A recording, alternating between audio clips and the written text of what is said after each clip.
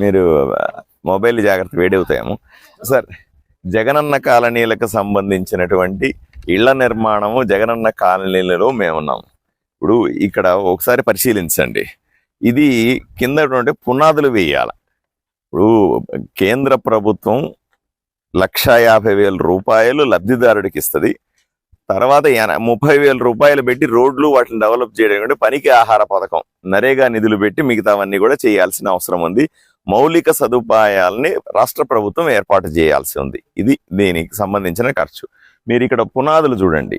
ఇక్కడ పునాదులు చూస్తే ఒకసారి దీన్ని పరిశీలించాలి.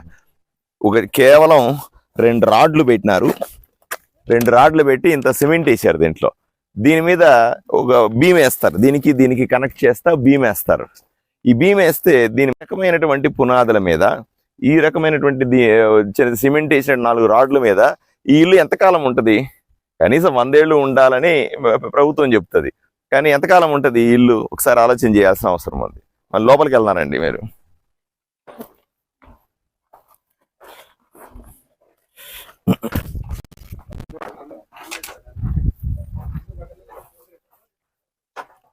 ఇది ఇందిరమ్మ, ఇది జగనన్న కాలనీలో నిర్మిస్తూ ఉన్నటువంటి ఇల్లు.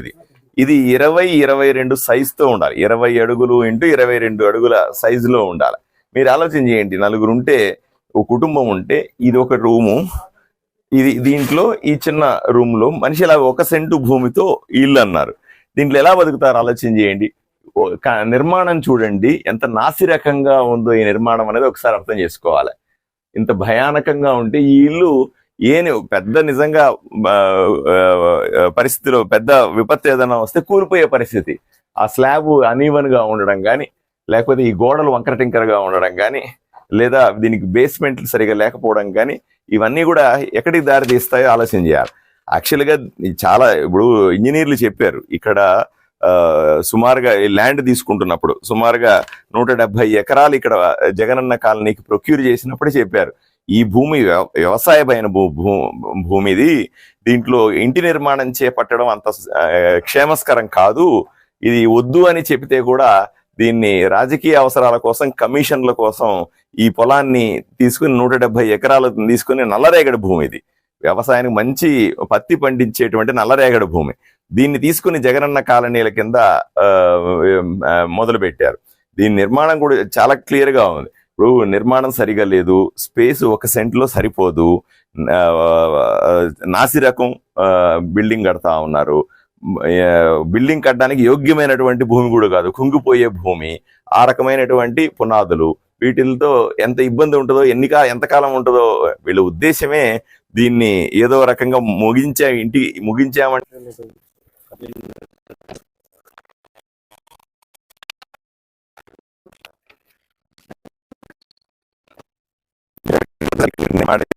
కంటెంట్ అంతా చెప్పి ఇచ్చాక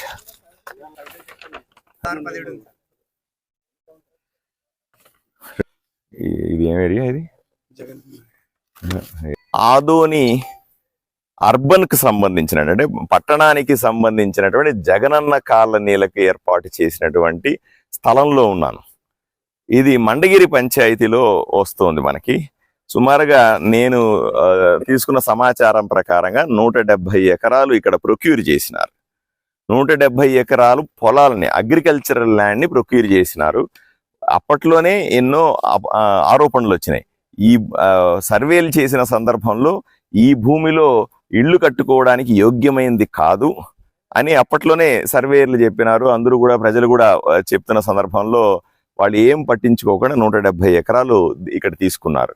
దీనికి ఎటువంటి అథెంటికేషన్ లేదు ఎక్కడా కూడా. ఈ అధికారికంగా ఇది చాలా, అంటే ఇల్లు ఎవరికైనా పేదవాడికి నరేంద్ర మోదీ గారు ఇల్లు ఇస్తే 100 సంవత్సరాలు ఉండాలని కోరుకుంటాడు. కానీ ఈ ఇల్లు ఎంతకాలం ఉంటుందో తెలియదు మనకి. అంటే వీళ్ళు కట్టే విధానము, వీళ్ళు తీసుకున్న పొలం, వీటిని చూస్తే చాలా భయంకరంగా ఉంది. ఇంతకుముందే నేను మీకు పునాదులు ఎలా కట్టారని చూసాను. చిన్న గుంత తవ్వి దాంట్లో కొంచెం సిమెంట్ వేసి 4 రాడ్లు పెట్టి దాని మీద పునాదులు పెట్టేసామంటున్నారు, భీములు వేసామంటున్నారు. తర్వాత ఆ భీముల మీద కన్స్ట్రక్షన్ ఇలా ఇప్పుడు నిలబడుకున్నాను కదా, ఇది కన్స్ట్రక్షన్ జరుగుతుంది. 1, 2, 3, 4 ఇక్కడ ఉన్నాయి. దీని తర్వాత ఆ వెనకాల కనిపిస్తున్నవి, ఈ వెనకాల కనిపిస్తున్నవి ఇళ్ళు మనకు కనిపిస్తానా, ఇది ఇళ్ళు పూర్తి చేసామంటున్నారు. మీరు చూడండి ఎంత నాసిరకంగా ఉన్నాయన్న విషయాన్ని. సరే పోన్లే, ఇవన్నీ నేను చెప్పే విషయం ఏంటంటే, మొట్టమొదటిది ఈ స్థలాన్ని ప్రొక్యూర్ చేయడంలో, ఈ స్థలాన్ని ప్రొక్యూర్ చేయడంలో జరిగినటువంటి అవినీతి. 1 ఎకరా 13,50,000 రూపాయలు చెప్పున ప్రభుత్వం కొన్నట్టుగా మనకి రికార్డుల్లో చెప్తా ఉంది. కానీ ఈ పొలాన్ని 4-5 లక్షల రూపాయలు విలువ చేసే పొలాన్ని ఎస్టిమేషన్లు పెంచి 13,50,000కు పెంచి కోట్లాది రూపాయలని ఎవరైతే స్థలందారులు ఉంటారో వాళ్ళ దగ్గర నుంచి తీసుకున్నట్టుగా అందరికీ తెలిసిన విషయమే. ఇది 3-4 లక్షల రూపాయలు చేసే స్థలాన్ని 13,50,000 చేసి ఆ డబ్బులన్నీ కూడా రైతుల దగ్గర నుంచి, రైతులకు మాత్రం 3-4 లక్షల రూపాయలు ఇచ్చారు. మిగతా డబ్బులంతా ఎమ్మెల్యే సాయిప్రసాద్ రెడ్డికి కొట్టేశాడు. ఇక రెండో విషయానికి వస్తే, ఇది స్కీమ్ ఎట్లాంటిదంటే, స్థలం ఇచ్చిన తర్వాత, ప్లాట్ ఇచ్చిన తర్వాత లేదా పట్టా ఇచ్చిన తర్వాత మనం అప్లై చేస్తే ప్రధానమంత్రి ఆవాస్ యోజన కింద 1,50,000 రూపాయలు వస్తుంది. 30,000 రూపాయలు పెట్టి నరేగా నిధుల కింద రోడ్లు వాటిని వేయాల్సి వస్తుంది. మిగిలిన కరెంటు కానీ డ్రైనేజ్ కానీ ఈ సదుపాయాలన్నీ కూడా రాష్ట్ర ప్రభుత్వం చేయాల్సి ఉంటుంది. కానీ ఇక్కడ ఒక విచిత్రం చూడండి, ఇక్కడ ఉన్నటువంటి ఎమ్మెల్యే ఏం చేశాడు, ఆర్భాటం 10,000 పట్టాలు ఇచ్చామని ఆర్భాటంగా ప్రకటించారు 4 ఏళ్ల కిందట. 2 ఏళ్ల కిందట ఒక మాయాజాలం చేశాడు ఈయన. 5,000 మందికి ఇల్లు కడుతున్నాం ఇక్కడ అని పెద్ద ఎత్తున ప్రచారం చేశారు, హడావిడి చేశారు, పత్రికల్లో అంతా రాసుకున్నారు. సంతోషమే. 5,000 ఇల్లు కట్టడానికి జిఎన్ఆర్ కన్స్ట్రక్షన్స్ అనే ఒక కంపెనీ, ఆయనకు సంబంధించినటువంటి కంపెనీయే ఇది, ఎమ్మెల్యే సాయిప్రసాద్ రెడ్డికి సంబంధించిన ఒక కంపెనీని తీసుకొని వచ్చి 5,000 ఇల్లు కట్టే కాంట్రాక్ట్ ఆయనకి ఇచ్చినాడు.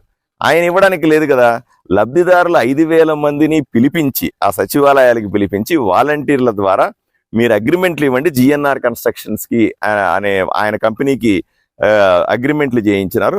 కొత్త అకౌంట్, బ్యాంక్ అకౌంట్లు ఓపెన్ చేసినారు. ఐసిఐసి బ్యాంకులో 5,000 అకౌంట్లు ఓపెన్ చేసినారు. అంటే ఈ ప్రధానమంత్రి పంపించేటువంటి ఈ ఇళ్లకు డబ్బులన్నీ కూడా అకౌంట్లో పడతాయి అనే విధంగా తయారు చేశారు. దాంట్లో పడిన డబ్బుల్ని ఆటోమేటిక్ గా వాళ్ళు తీసుకునేసేలాగా ఏర్పాట్లు బ్యాంకులో అగ్రిమెంట్లు చేసుకున్నప్పుడు చేసుకున్నారు. ఇప్పుడు అసలు కథ మొదలైంది. ఏ స్టేజ్ లో, ఇప్పుడు నాకు కనిపించిన ఈ రికార్డ్స్ ప్రకారంగా అయితే ఒక్క ఇల్లు కూడా పూర్తి చేయలేదు. 2 సంవత్సరాల తర్వాత ఒక్క ఇల్లు కూడా పూర్తి చేయలేదు. సంతోషం. అయిపోయిన తర్వాత ఒక్కొక్క స్టేజ్ను బట్టి డబ్బులు పడతాయి అకౌంట్లోకి, ఆ లబ్ధిదారుల అకౌంట్లోకి. సో ఏ స్టేజ్లో, ఇప్పుడు ఆ పునాదుల స్టేజ్లో ఉంది, దానికి కొంత డబ్బులు. ఈ స్టేజ్లో ఇప్పుడు ఇక్కడ దాకా లేచిన గోడలు ఒక స్టేజు, మీరు అక్కడ కనిపిస్తున్నటువంటి బిల్డింగ్ కనిపిస్తా ఉంది, ఒక ఇల్లు కనిపిస్తా ఉంది, దానికి ఒక రేటు, ఈ రకం రేటుకి ఇస్తాం. నా ప్రశ్న ఏంటంటే, లబ్ధిదారులకి అకౌంట్లు ఓపెన్ చేసినప్పుడు, ఈ రోజు కూడా చాలా మంది లబ్ధిదారులతో నేను మాట్లాడినాను, వాళ్ళకు ఏటీఎం కార్డులు ఇవ్వలేదు, చెక్ బుక్లు ఇవ్వలేదు, వాళ్ళ సంతకాలు ఆటో డెబిట్ పెట్టుకున్నారు. అంటే ఆ అకౌంట్లో ఎంత డబ్బులు పడితే అంత వాళ్ళకి వెళ్ళిపోయేలాగా పెట్టుకున్నారు. సో వాళ్ళకి తెలియదు పాపం ఎంత డబ్బులు ప్రధానమంత్రి వాళ్ళ అకౌంట్లో వేస్తున్నాడు, ఎంత జిఎన్ఆర్ కన్స్ట్రక్షన్స్ వెళ్ళిపోతుందని కూడా పాపం తెలియదు వాళ్ళకి. చాలా మంది లబ్ధిదారులు అసలు ఎవరికీ తెలియదు, వాళ్ళకి కనీస సమాచారం కూడా లేదు.